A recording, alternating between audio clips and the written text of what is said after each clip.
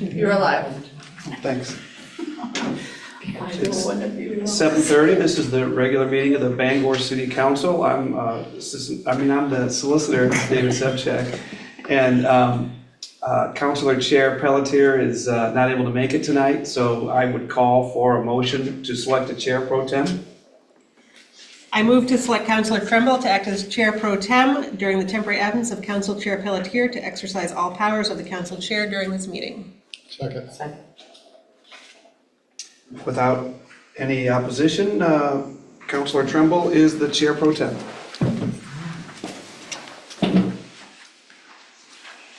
Thank you. This is a regular meeting of the Bangor City Council. It is July 22nd, just after 7:30. And we start all the meetings with the Pledge of Allegiance, so I will ask the Assistant City Manager to lead us in the Pledge of Allegiance. I pledge allegiance to the flag of the United States of America and to the republic for which it stands, one nation, under God, indivisible, with liberty and justice for all. Thank you. This is the section of the meeting we reserve for public comment. Currently, the public has a choice to participate in meetings in person at City Hall, which is now located at 262 Harlow Street, or remotely through Zoom. Meetings are available to view through YouTube website and the government channel 1303 after the fact. Public comment, whether in person or through Zoom, requires a person to state their name and town of residence, and any inappropriate or offensive remarks may be removed or interrupted, and the council chair will have discretion over the time allowed for comment, which will be 3 minutes. On Zoom, the public may be recognized to speak by the hand wave function or on phone by pressing *9. And we would like to have people in the room start, and we'll like to give preference to Bangor residents or property owners in Bangor. So if anybody in the room wishes to speak in a public comment.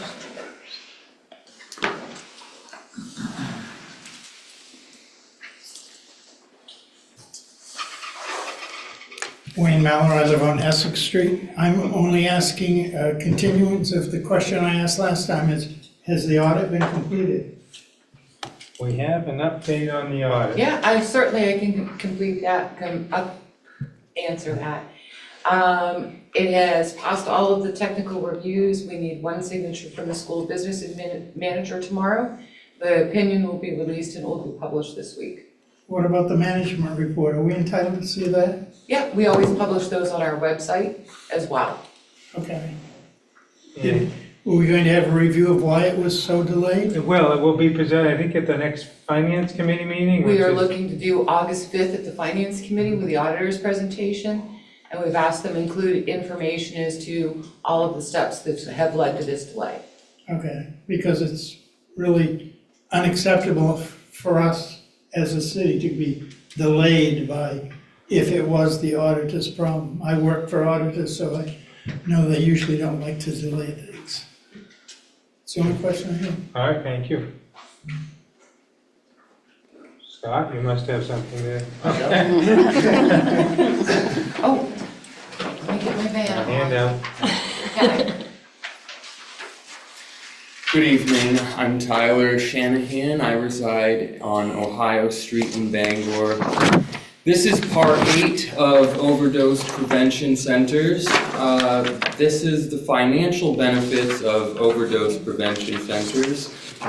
Overdose prevention centers will be a crucial part of our healthcare system, providing a multitude of benefits that extend beyond the immediate health of individuals. One of the most compelling aspects of OPCs is their potential to save local governments millions of dollars in healthcare costs. OPCs provide a sanitary environment, clean supplies, and important medical services to people who use drugs. This proactive approach to public health can drastically reduce the cost associated with responding to overdoses. Furthermore, OPCs are linked to reductions in the transmissions of HIV, hepatitis C, and other illnesses, which can lead to significant healthcare savings. In February 2024, the Maine CDC issued a health advisory announcing a cluster of 6 confirmed HIV cases in Penobscot County. All 6 individuals were reported using IV drugs. 5 were homeless, and all 6 were co-infected with hepatitis C. This situation underscores the importance of OPCs in preventing the spread of such diseases. The average cost of HIV treatment in the U.S. is about $25,000 per year. Additionally, medications used to treat hepatitis C can cost up to $95,000 or more without insurance coverage. These figures highlight the potential financial benefits of preventing the transmission of these diseases through the use of OPCs. Only 0.79% of overdoses in an OPC require an ambulance or emergency department visit, compared to 43% of overdoses outside of an OPC. This significant reduction in the need for emergency services can result in substantial savings, given that the average cost of an ambulance ride ranges from $500 to $3,500 with dollars without insurance. In conclusion, OPCs not only save lives, but also have the potential to save millions in healthcare costs by providing a safe environment and reducing the transmission of diseases.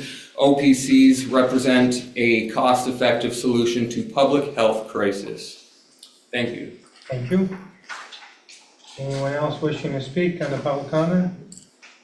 And I don't see anyone on Zoom, so we will go to the consent agenda. Minutes of Bangor City Council regular meeting of July 8th, 2024. Government Operations Committee meeting of July 8th, 2024. Finance Committee meeting of July 8th, 2024. And Business and Economic Development Committee meeting of June 17th, 2024. Liquor license renewals. Application for liquor license renewal malt of American Dream Restaurants LLC doing business as Pizza Hut, 611 Broadway. Application for liquor license renewal malt wine spirits of M-Thai 9 LLC doing business as M-Thai, 128 Main Street. Liquor license new. Application for liquor license new malt wine spirits of Pike and Pepper LLC doing business at Barlamans, 1 Condescate Plaza West. 24-224 order authorizing the city manager to accept $2,351.10 in funds as a result of a state criminal forfeiture, Campbell. 24-225 order authorizing the city manager to accept $3,172.36 in funds as a result of a state criminal forfeiture, Kane. 24-226 order authorizing the city manager to accept one firearm as a result of a state criminal forfeiture, Pillsbury Jr. 24-227 order authorizing city manager to execute Maine DOT agreement for a locally administered project agreement for WIN number 28458.00 Mount Hope Avenue sidewalk. 24-228 order authorizing city manager to execute Maine DOT agreement for a locally administered project agreement for WIN number 28474.00 14th Street Extension Shared Use Pathway. 24-229 order authorizing city manager to execute Maine DOT agreement for a locally administered project agreement for WIN number 28476.00 Broadway and North Park Street intersection improvements. 24-230 order accepting city engineer's report to discontinue a portion of Coffee Street right-of-way. 24-231 order authorizing an amendment to soft-touch tissue and paper loan documents to comply with certain federal regulations. 24-232 order authorizing the city manager to submit one or more proposals in response to a request for proposals by Efficiency Maine to install level 2 electric vehicle chargers in community locations. 24-233 order authorizing the city to apply for an airport terminal program ATP grant in the amount of $18,500,000 to relocate the TSA security checkpoint at Bangor International Airport. 24-234 order authorizing the city to apply for a small community air service development program grant in the amount of $750,000 to develop a revenue guarantee agreement to support service from BGR to a new location. 24-235 resolve ratifying staff action to submit a grant application to the Maine Department of Transportation for a culvert upgrade on Essex Street. Thank you. Is there a motion on the consent agenda? So moved. Second. Moved and seconded. Without any objection, the consent agenda has its approval. Referrals to committees and first reading. 24-236, ordinance amending Chapter 165 Land Development Code to correct clerical errors in the dimensional controls in Attachment 3, Schedule B. First reading and referral to planning board meeting on August 6, 2024. 24-237, ordinance amending Chapter 165 Land Development Code by exempting certain uses from requiring a land development permit. First reading and referral to planning board meeting on August 6, 2024. 24-238, resolve authorizing the city manager to accept and appropriate $426,533 for the Supplemental Nutrition Education Grant Program from the University of New England. First reading and referral to Government Operations Committee meeting on August 8, 2024. 24-239, resolve authorizing the city manager to accept and appropriate up to $45,000 from the Maine Department of Transportation Carbon Reduction Strategy Plan for the purpose of installing new bicycle racks on community connector buses. First reading and referral to Government Operations Committee meeting on August 8th, 2024. Thank you. Is there a motion to refer these items? I move these items be referred. Second. Moved and seconded. Without any objection, these items have referral. Unfinished business. 24-214, ordinance amending Chapter 165 Land Development Code District Map to rezone a property located on 14th Street from Urban Residence 1 District, URD 1, to Multifamily and Service, MNSD. Councilor Leonard. Thank you, Madam Clerk. Make a motion on 24-214. Second. This ordinance would amend the Land Development Code District Map to rezone the property at map lot R35-054B, located on 14th Street, from Urban Residence 1 District, URD-1, to Multifamily and Service, MNSD. The total area requested to be changed is approximately 2.59 acres. The applicant and owner of record is the City of Bangor. This area is within the growth boundary shown in the 2022 comprehensive plan, and the future land use map in the plan shows this property in the urban neighborhood area, which consists of medium to high density residential neighborhoods surrounding the downtown and encompassing most of the city's historic residential areas, end quote. The planning division finds this proposed change to be in alignment with the comprehensive plan. Items been moved and seconded. An ordinance requires a roll call vote. If there's no discussion, we will go to a vote. Councilor Dean? Yes. Councilor Fish? Yes. Councilor Fournier? Yes. Councilor Hawes? Yes. Councilor Leonard? Yes. Councilor Schaefer? Yes. Councilor Yakabaga? Yes. Councilor Trumbull? Yes. 8 yes, 0 no. It's unanimous. The ordinance has passage. 24-218, ordinance amending Chapter 23 of the Bangor Code of Ordinances by reducing the number of members required for a quorum of the Pinjajawak Marsh Mall Management Commission. Councilor Hawes. Thank you, Madam Clerk. This ordinance would reduce the number of members required for a quorum of the Pinjajawak Marsh Mall Management Commission to 4 from 7. The total number of voting members was changed in a recent ordinance to 7 from the previous number of 12. However, the quorum was not changed in accordance, so it is currently equal to the full number of members on the commission. This change would set quorum to 4 of the 7 members. This item was reviewed at the Government Operations Committee meeting on July 8, 2024. This item was reviewed and unanimously recommended for passage at the Planning Board meeting on July 16, 2024. I move passage of ordinance 24-218. Second. Second, this is an ordinance as well. If there's no discussion on this, we will go to roll call vote. Councilor Dean? Yes. Councilor Fish? Yes. Councilor Fournier? Yes. Councilor Hawes? Yes. Councilor Leonard? Yes. Councilor Schaefer? Yes. Councilor Yakabaga? Yes. Councilor Trumbull? Yes. 8 yes, 0 no. Unanimous. The ordinance has passage. New business? Public hearing, application for special amusement license of Bangor Grand Aviators LLC, doing business as Blue Sky Lounge, 357 Odland Road. Councilor Hawes. Thank you, Madam Clerk.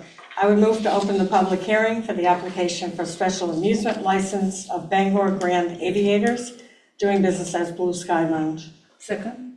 Without objection, the public hearing is open.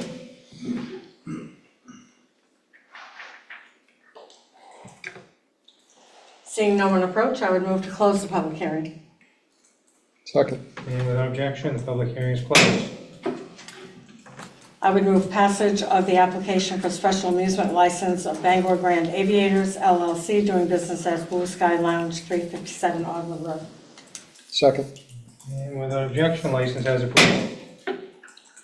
Public hearing, application for special amusement license of Timka Inc., doing business as Gagan's Pub and Brewery, 570 Main Street, Councilor Hawes. Thank you, Madam Clerk. I would move to open the public hearing for the application for special amusement license of Timka Inc., doing business as Gagan's Pub and Brewery. Second. Public hearing is open. Seeing no one approach, I would move to close the public hearing. Second. Seeing no objection, the public hearing is closed. I would move passage of the application for special amusement license of Timka Inc., doing business as Gagan's Pub and Brewery, 570 Main Street.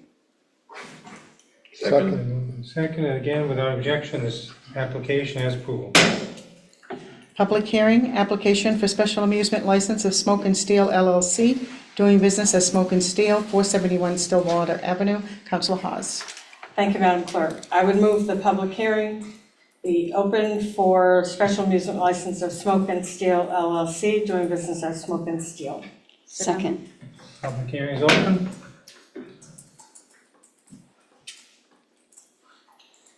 Seeing no one approach, I would move to close the public hearing. Second. Public hearing is closed. I would move passage of the application for special amusement license of Smoke and Steel LLC, doing business as Smoke and Steel, 471 Stillwater Avenue. Second. No objection, this application is approved.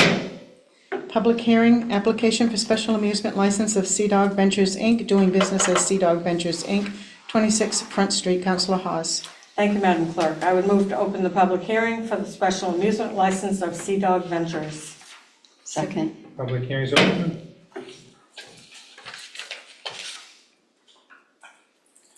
Seeing no one approach, I would move to close the public hearing.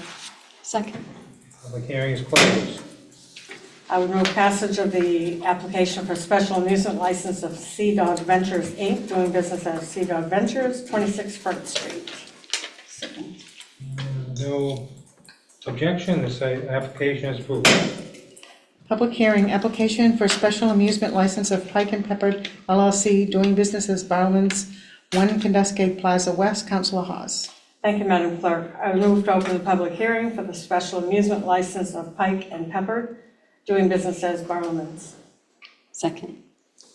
Public, just- Councilor Schaefer. I just wanted to, this is a new one, so I thought it was just one to, I think you guys are here, right? We're looking at the right people? We are. And so this is the new speakeasy that's gonna go in down under the old the Hammond Street Bank building. That's right. Am I right? And so I just wanted to say welcome, I think that's great. And I also, in the licenses, there was something called Dark Horse, was that That's you? the previous concept of the name that we changed super last minute, so thank you.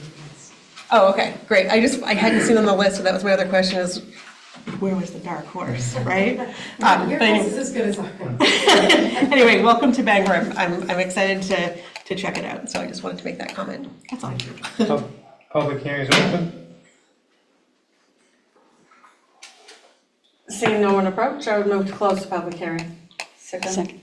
Public hearing is closed. I would move passage of the application for special amusement license of Pike and Peppered LLC, doing business as Barlin's, 1 Candace Plaza West. Second. All right, without objection, this application has approved. Thank you. 24-240 order, amending the schedule of fees by adding a fee for users of city-owned electric vehicle chargers to cover electricity usage and networking costs. Councilor Schaefer. Thank you, Madam Clerk. I move passage of order 24-240. Second. This order would amend the schedule of fees by adding a fee for users of city-owned electric vehicle EV chargers to cover electricity usage and networking costs. Since the installation of the EV chargers at Abbott Square and the Pickering Square parking garage, usage has been steadily increasing. The city seeks to cover the costs of providing electrical service to and networking of the chargers. The fee to cover electrical costs at the Abbott Square parking lot would be 25 cents per kilowatt hour, and at Pickering Square, 12 cents per kilowatt hour. Users will be charged a one-time fee per session of 50 cents to cover networking costs for the chargers. This item was reviewed and unanimously recommended by the Government Operations Committee at its meeting on July 8th, 2024. If there's any, no discussion, no objection, this item has approval. And that concludes our agenda tonight. Nice job. Okay, yep. Easy agenda there. Any comments from staff? Councilor Fish, Good night, everyone. Councilor Hawes, Good night. Councilor Yakabaga, That was nice. Councilor Leonard, Good night. Councilor Fornia, Good night. Councilor Schaefer, Good night. Councilor